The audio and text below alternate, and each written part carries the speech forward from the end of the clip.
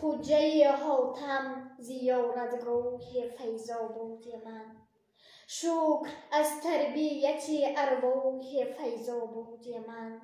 با اذان باد ایلاکش درختان در نماز، در سر موی سفیدم کاه فیض‌آباد من.